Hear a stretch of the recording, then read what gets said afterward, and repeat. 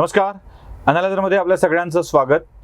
आता आपण जरा शेती या विषयावरती चर्चा करणार आहोत. खरं तर पत्रकार master in all jack of none असं म्हणतात. पत्रकारांना सगळ्याच विषयाचं ज्ञान असलं पाहिजे असं म्हटलं जातं, पण ज्यातलं ज्ञान जास्त आहे ना त्या विषयावर बोलायला जावं. उगाच नको त्या विषयावर आपण बोलायला गेलो की उघडं पडण्याची शक्यता असते. अगदी थोडक्यात मोर नाचला म्हणून लांडोर नाचायला गेली तर काय उघडं पडतं हे तुम्हाला माहीत आहे. म्हणून आपण आता या सगळ्या विषयांना घेऊन त्या त्या विषयातल्या तज्ज्ञांशी बोलणार आहोत. माझ्यासोबत आत्ता आहेत उदय देवळानकर. त्यांची ओळख करून देताना ते राज्याच्या कृषी विभागातले मोठे अधिकारी होते. आता ते निवृत्त झालेत, म्हणूनच कदाचित थोडंसं मोकळेपणानं आपल्याशी संभाषण त्यांना साधता येऊ शकेल. त्यांचा कृषी विषयावरचा अभ्यास देखील दांडगा आहे. आपण बोलण्याच्या ओघामध्ये तो तुमच्या लक्षात देखील येईल. त्या चर्चा आत्ता करून तसा औपचारिक परिचय देऊन, म्हणजे मी देण्याची गरज नाही असा त्यांचा अभ्यास आहे खरं तर, पण तो ओघात तुम्हाला येऊन पण जाईल. आणि दुसरी महत्त्वाची गोष्ट म्हणजे त्यांचं या क्षेत्रामध्ये जे जे काही केंद्र आणि राज्यस्तरावर काम चालतं त्यातलं मोलाचं योगदान आहे. आता आपण असे बरेचसे विषय कृषीविषयक त्यांच्यासोबत घेऊन येणार आहोत. अगदी यूट्यूबवर देखील ते प्रचंड मोठ्या प्रमाणात व्हायरल झालेले आहेत. तुम्ही सर्च केलं तर तुमच्या लक्षात येईल. त्यांचे शिवार या चॅनलवरती ते त्यांच्या सगळ्या भाषणांचं तुम्हाला लक्षात येऊन जाईल. आत्ता सध्या आपण त्यांच्याशी चर्चा करणार आहोत ते सगळ्यात महत्त्वाच्या सध्या चर्चेला असलेल्या खताचा दर विषयावर. केंद्राने खताचे दर वाढवले आहेत अशा आशयाची एक बातमी लोकमत नावाच्या वर्तमानपत्रात आली आणि त्या बातमीच्या आधारावर राज्यातल्या सगळ्याच ठिकाणच्या खताचे भाव वाढून गेले. आता आरोप प्रत्यारोपांची राळ उडतीये. प्रत्येकजण म्हणतोय की खताचे दर वाढवले गेलेले आहेत आणि हे सरकारचं पाप आहे. आता हे दर काय आहेत, कसे आहेत, का वाढतात, का कमी होतात, या सगळ्या विषयावर आपल्याला चर्चा करावी लागेल.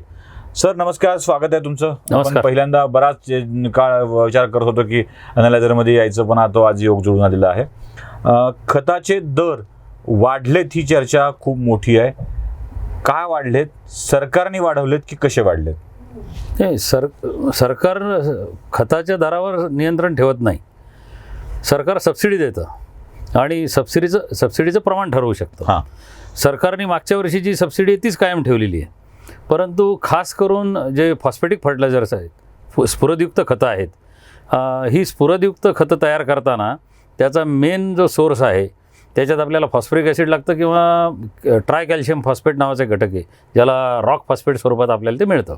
रॉक फॉस्फेट भारतात आहे, राजस्थानमध्ये, आणि आपले ज्यांच्याशी व्यापारी संबंध आहेत असे जॉर्डन आणि इजिप्त हे दोन देश आपले सप्लायर आहेत त्या क्षेत्रातले.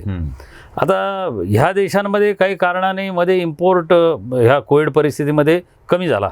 त्याच्यामुळे देशांतर्गत साठ्यांवर रॉक फॉस्फेटचा परिणाम झाला, इम्पोर्टवर परिणाम झाला. आंतरराष्ट्रीय परिस्थितीमुळे देखील फॉस्फरिक ॲसिडचे आणि रॉक फॉस्फेटचे दर वाढलेले आहेत. मला हे आवर्जून सांगावं लागेल की रॉक फॉस्फेटचे दर इथून पुढे वाढतच राहणार आहेत, कारण साठे मर्यादित आहेत आणि मर्यादित साठ्यामधून तुम्ही एवढी मोठी उर्वरकं तयार करणार, फर्टिलायझर्स तयार करणार जगभर, आणि जगभर तयार केलेल्या फर्टिलायझर्सला त्याची मागणी कायम असताना ते एका किमतीत राहील अशी अपेक्षा ठेवणं चुकीचं आहे. त्याच्या किमती वाढत जातील. आता ह्याच्यात काय झालं, किमती वाढवण्यामध्ये 2010पासून सरकारने हा निर्णय घेऊन टाकलेला आहे की याच्यात खत कंपन्या बऱ्याचशा गडबड करायच्या, की त्याची आपली जी सबसिडी आहे ती आपला हेतू असा असतो की ही शेतकऱ्याच्या फायद्यासाठी जावी. पण सरकारच्या असं लक्षात आलं की कंपन्या गैरफायदा घेतात आणि जेवढं प्रोडक्शन केलं, कारण ही प्रोडक्शन सबसिडी होती, प्रोडक्शन केलं त्यापेक्षा जास्त किंवा नवं जुनं जे तयार झालेला माल होता, गोडाऊनमध्ये पडलेला माल, त्याच्यावर बऱ्याच वेळा रिपिटेशन सबसिडीचं झालं अशी शंका सरकारला आली. म्हणजे पहिली सबसिडी कशी होती याच्यावरची? म्हणजे प्रोडक्शन बेसवर सबसिडी होती. हां, प्रोडक्शन बेसवर आपण अजूनही सबसिडी देतो. आणि आता आपला प्रयत्न असा ई-पॉज मशीनने म्हणजे आपण त्याचा अंगठा घेऊन त्याची सबसिडी देण्याचा प्रयत्न आहे. म्हणजे याच्यावर कंपन्यांचा फायदा न होता शेतकऱ्याचा फायदा व्हावा हा हेतू 10-15 वर्षापासून सरकारने तंत्रज्ञानाचा वापर याच्यावर करायला प्रारंभ केला होता. आणि कसं आहे की म्हणजे याच्यात आरोप प्रत्यारोप राजकारण ही बाजूला गोष्ट आहे, पण जेव्हा तंत्रज्ञानाचा स्वीकार आपण करतो तर ती एक प्रोसेस आहे आणि या प्रोसेसमधून आपल्याला जावं लागतं. आणि याच्यावरती माझा विश्वास आहे की जे तंत्रज्ञ आहेत, सचिवालयातले लोक आहेत, वेगवेगळे सचिव आहेत, वेगवेगळे लोकप्रतिनिधी आहेत, हे गांभीर्याने याच्यावर विचार करतात आणि त्यांचा हेतू हाच असतो की शेवटच्या शेतकऱ्याला याचा फायदा व्हावा. म्हणजे सरकार बदलली म्हणून कोणाच्या हेतूमध्ये याच्यात फरक पडतो असं मला काही वाटत नाही. परंतु 2010ला हा निर्णय आपण घेतला आणि ह्या सबसिडी किती ठेवायची हे प्रमाण आपण ठरवतो आणि बाकीचं जे कॉस्ट ऑफ प्रोडक्शन आहे त्याची म्हणजे त्याच्यामध्ये त्याचा उत्पादनाचा खर्च आहे, त्याचा ट्रान्सपोर्टचा खर्च आहे, त्याच्या डीलरचं कमिशन आणि त्याचा नफा, ह्या 4 गोष्टी त्याच्यामध्ये येतात. ह्या 4 गोष्टीनंतर आपली जी सबसिडी येते त्याच्यातून मायनस होते. म्हणजे आता साधारण समजा आंतरराष्ट्रीय बाजारपेठेमध्ये याचा दर DAPचा दर, डायमोनियम फॉस्फेटचा दर हा 48 ते 49,000 रुपये टनाच्या दरम्यान आहे. म्हणजे त्याची बॅग आपल्याला साधारण 2400-2400 रुपयांनी पडेल आणि त्याच्यावर समजा सरकारने 500 रुपये सबसिडी दिली तर ती 500 रुपये मायनस करून ती आपल्याला मिळेल. म्हणजे इम्पोर्टेड खतांचे दरही एवढे वाढलेले आहेत आणि इथं प्रोडक्शन करताना सुद्धा जे रॉ मटेरियल येऊन देशाच्या वेगळ्या वेगळ्या भागात आपल्याला खत वाहतूक त्याच्या लॉजिस्टिक्सचा खर्च असतो, इथं बऱ्याच काळ त्याला साठवणुकीसाठी खर्च येतो, ह्या सगळ्याचा विचार करून आपल्याला उत्पादकाला दर द्यावे लागतात. हे जे दर वाढलेले दिसत आहेत ती मागच्या वर्षीची सबसिडी कंटिन्यू केलेली आहे, त्याच्यामुळे खत वाढलेली दिसत आहेत, म्हणजे किमती वाढलेली दिसत आहेत. पण किमती हा उत्पादकाचा अधिकार आहे, याच्याशी सरकारचा तसा संबंध येत नाही. आता हे जे म्हटलं जातं आहे एक महत्त्वाची गोष्ट म्हणजे बफर स्टॉक जो आहे म्हणजे इफ्कोनं जे स्पष्टीकरण दिलेलं आहे या विषयामध्ये की आम्ही बफर स्टॉकला आता किमतीच्या दरात वाढवत नाही आहोत आणि आम्ही तसं केलेलं पण नाही असं इफ्कोनं स्पष्टीकरण दिलं आहे. मग हे काय आहे की बफर स्टॉक काय आहे, कुठपर्यंत त्या किमती कायम राहणार आहेत, पुन्हा कधी वाढणार आहेत, काय नेमकं स्वरूप काय आहे? नाही, ह्याच्यात आता हे कौशल्य सगळं सरकारी यंत्रणेचं आहे. याच्यावर जे गुणवत्ता निरीक्षण केंद्र आणि राज्य सरकार करतं आणि सगळ्या नागरिकांचं सुद्धा ते काम आहे की ह्या ज्या सगळ्या कंपन्या आहेत त्यांच्याकडं जुन्या दराचा स्टॉक किती आहे हा रेकॉर्डवर आला पाहिजे आणि तो जुन्या दराचा स्टॉक जुन्या दरानेच विकला गेला पाहिजे. त्याचा व्यापाऱ्यांनी गैरफायदा घेता कामा नये. याच्यासाठी कुशलतापूर्ण आणि अतिशय सजग पद्धतीने त्याच्यावर लक्ष ठेवलं पाहिजे. आणि जिथपर्यंत माझी माहिती आहे लोक सगळे गुणवत्ता निरीक्षक आणि शासकीय प्रतिनिधी, ब्युरोक्रसी, राज्य केंद्र सरकारचे मंत्री यावर नजर ठेवून आहेत आणि त्यांचा हा प्रयत्न आहे की इथं चोरी होऊ नये आणि शेतकऱ्याला फायदा व्हावा या प्रयत्नात आहेत. त्या प्रकारच्या सूचना वेगळ्या वेगळ्या स्तरावरून देण्याची प्रक्रिया सुरू आहे. नाही पण व्यापाऱ्यांनी तर अगोदरच भाव वाढवून ठेवलेत वर्तमानपत्रातल्या बातमीच्या आधारावर. नाही, ते चुकीचं आहे. असं काही होत असेल तर तुमच्या पंचायत समिती स्तरावर कृषी अधिकारी आहे, तो गुणवत्ता निरीक्षक आहे, तिथं तालुका कृषी अधिकारी आहे, जिल्हा स्तरावर अधिकारी आहेत. ही जर खात्रीपूर्वक तुम्हाला म्हणजे शेतकऱ्यांना म्हणजे तक्रार करायची म्हणून नाही पण जुन्या दराचं त्याच्याकडे किती आहे हा स्टॉक त्यांनी लिहिला पाहिजे आणि तो एक्झॉस्ट होईपर्यंत त्याच दराने ते विकलं गेलं पाहिजे. याची काळजी सजग नागरिकांनी आणि शेतकऱ्यांनी, चांगल्या शेतकऱ्यांनी घेतली पाहिजे. आता तुम्ही ज्या लागणारी वस्तू आहे जर रॉक फॉस्फेट आहे या सगळ्या गोष्टी आता या पुढच्या काळात कमी होणारच आहेत. म्हणजे त्याचं उपलब्धता कमी होणार आहे. एक जशी उपलब्धता कमी होईल तसा दर वाढत जाणार आहे. त्याला काही पर्याय असा दिसतोय का काय आहे का सरकारने आता सबसिडीज वाढवायला हवी मग ते उपलब्ध करून द्यावं असं काही चित्र दिसणार आहे काय? याच्यात 2 गोष्टी आहेत आणि एक प्रकारची अँझायटी असते शासकांना की आपली उत्पादकता किती आहे आणि आपली उत्पादकता आता वाढती आहे का, म्हणजे खतांची परिणामकारकता शिल्लक किती आहे. की साधारण 40-50 वर्षापूर्वी जुजबी खताचा वापर करून आपल्या उत्पादनात वाढ होत होती. परंतु हळूहळू जमिनीची प्रत इतकी खराब होत गेली की आपल्याला खूप खताचं प्रमाण वापरूनही फारसं उत्पादन मिळत नाही. आणि याच्यासाठी एक क्लासिक घटक आहे त्याच्यातला, ज्याला ऑर्गॅनिक कार्बन आपण म्हणतो. ह्या सेंद्रिय कर्बाचं प्रमाण जमिनीतलं कमी होतं आहे आणि सेंद्रिय कर्बाचं प्रमाण कमी होत असल्यामुळे जमिनीची उत्पादकता हळूहळू कमी होत गेलेली आहे आणि खताची परिणामकारकता कमी होते.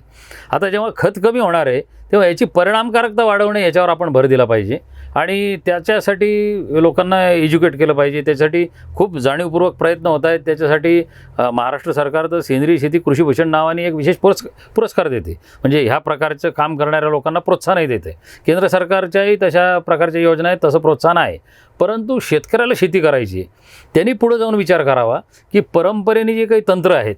आता मी स्वतः शेतकऱ्यांना एक मॉडेल सांगतो. 6 एकर शेती असेल तर त्यांनी स्वतः खत तयार कसं करायचं. कारण काय आहे की युरोपियन सोसायटीमध्ये जे ऑर्गॅनिक शेती करणारे लोक आहेत त्यांनी हे मोनोकॅल्शियम फॉस्फेट बॅन केलेले, म्हणजे ज्या स्वरूपामध्ये DAPमध्ये किंवा सिंगल सुपर फॉस्फेटमध्ये 19-19 तुमच्या 20-20 जे फॉस्फेट आपण वापरतो ज्याला कारण हे रॉक फॉस्फेट हे ट्राय कॅल्शियम फॉस्फेट आहे. याला ॲसिड बॅथमध्ये टाकून म्हणजे याच्यावर आम्लाची प्रक्रिया करून त्याचं डायकॅल्शियम फॉस्फेटमध्ये रूपांतर केलं जातं. पुन्हा ॲसिडची प्रक्रिया करून म्हणजे म्हणजे 2 वेळा ॲसिड ट्रीटमेंट देऊन मोनो कॅल्शियम फॉस्फेटमध्ये म्हणजे आता जे बाजारात खत मिळतं त्या फॉर्ममध्ये रूपांतर केलं जातं. तर ह्याचा परिणाम गांडुळांवर होतो, शेतीतल्या चांगल्या घटकांवर होतो. म्हणजे जर तुम्ही त्यांचे ग्रुप्स पाहिले तर इंटरनेटवर सुद्धा काही ग्रुप्स आहेत. त्याच्यावर मी मागच्याच महिन्यात एका महिलेने लिहिलेलं पाहिलं की I don't use mono calcium phosphate, म्हणजे इंग्लंडमधली यॉर्कशायरची बाई होती, because that kills my lovely earthworms in my kitchen garden. म्हणजे इतके सेन्सिटिव्ह लोक त्याच्या बाबतीत आहेत. तर मी लगेचच डिस्कार्ड करा हे म्हणत नाही, परंतु ह्या खताची परिणामकारकता वाढवणं हे इथून पुढच्या काळात जास्त गरजेचं आहे. ती तंत्र आपण आपल्याकडे आहेत परंपरेने, ती विकसित केली पाहिजेत आणि काटेकोरपणे म्हणजे जी काही आपली लिगल व्यवस्था आहे त्याच्यात ज्या वेगळ्या जबाबदाऱ्या आहेत, त्या अधिकाऱ्यांच्या जबाबदाऱ्या आहेत, त्या लोकप्रतिनिधींच्या आहेत आणि नागरिकांच्या आहेत, त्या योग्य प्रकारे पार पाडल्या तर याच्या बाबतीतली ॲम्बिग्युटी, याच्या बाबतीतलं कन्फ्युजन कमी होईल आणि एक विश्वासार्हता या पद्धतीमध्ये निर्माण होईल. म्हणजे आता आपल्याकडे सध्या म्हणणं चाललं आहे की जर सरकार दर नक्की करत नाही आहे, म्हणजे सरकारचा दर निश्चित करण्यावर काहीच रोल नाही आहे, मग सरकार किमान सबसिडी जी स्थिर ठेवत आहे 10 पासून आत्तापर्यंत, म्हणजे 10ला सबसिडी स्थिर करण्याचा निर्णय झाला आणि आत्तापर्यंत ते कायम चालू आहे. तर सबसिडी वाढवण्याचा निर्णय सरकारने घ्यावा की आणखी काही तुम्हाला वाटतं की काय झालं पाहिजे या सगळ्या प्रकारामध्ये?